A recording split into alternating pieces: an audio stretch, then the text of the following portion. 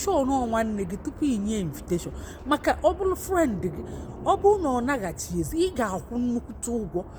o nwere fine ị ga-akwụ akata mkpa ego ka ị ga-akwụ o wee bụrụ ya nwanne anyị nwoke wee sị na o nyere childhood friend ya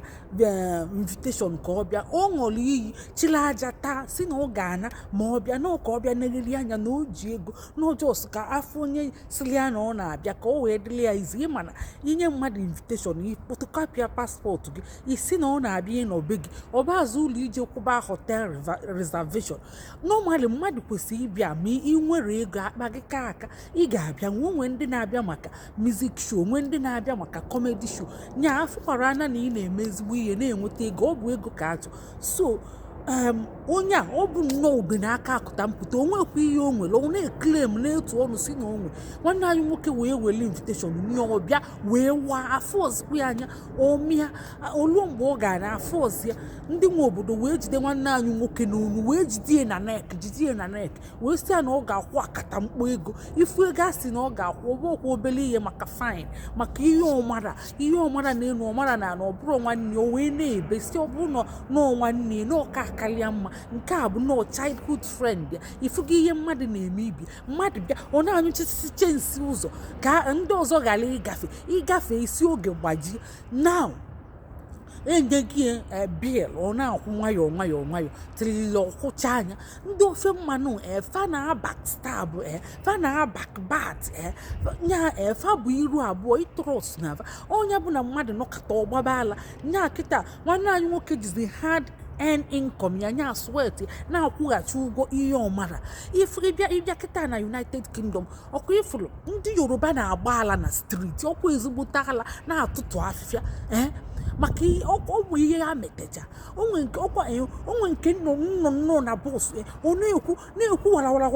oyipụ traụza ifu ka traụza dị traụza ya na-afụtazi iki anya ifu ka iki edu na onye Yoruba nwoke nwa nne nwụrụ ọsị ka ọ gaa United Kingdom ya ka ọ bịa na-agbazi ala amaghị ihe o mete ndị ọzọkwa mfụkwa ọzọ nne nwaanyị ọ na-eti mkpu na streeti na ụmụafịa ọkwa n'afịa ka fa na-eme ihe niile so mmadụ ihe onye ahụ mete ihe mmadụ mete na-eme ya ọkwa ndị si na fabi obodo oyibo and fa na-abịakarị na London wee na-eti mkpu ahụ na-emegheli ka ndị ala dịka ọsịkpa ofe ịga ije n'ime obodo like other city ihe na-afụ kebefa ịchọ ifu ndị ala nọ jos bịa ịchọ ifu ndị ala jos bịa na London ka ifu ndị ala na-afịa na especially ịbịa na Woolwich na Peckham na Lewisham na ụmụ ebe fa na-anọkarị ifufa ebe a na-azụ afịa fa na-eti mkpu na-alụ aka ebe niile ọkwa ndị nne mụ ịmara ihe ya mete ifugi a na-anyụchisi nsi ụzọ ifugozi ya nwanne anyị nwoke akwụba gị ụgwọ ihe ọmara n'afọ ya ụmụnne ihe abịa nwụma ịchọ ịbịa nọọ ime ego gị ọka aka ịmara akwụkwọ asịsị ga-echeta ije chịkọ anya ije online ị ga-afụkwa ka asị visitor visa na criteria ya na akwụkwọ ị ga-ewetacha ịgụchacha anya ọ bụrụ na ị nwere isiti ebe a ka ije chịkọcha anya iwetazie enyi ịbịaba dani ntinye mmadụ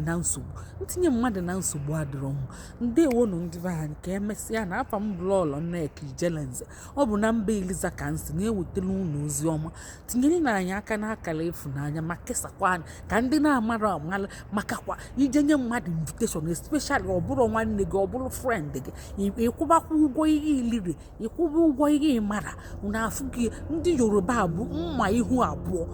ihu abụọ nya kafazi agba ala n'ime United Kingdom na-agba ezigbote ala na-atụtụ afịfịa na-ata ọ bụrụ ihe ha mete so ụba aka gị ọtụ ikwene ka aka gị soil ya ma ọ bụ megide mmadụ ibe gị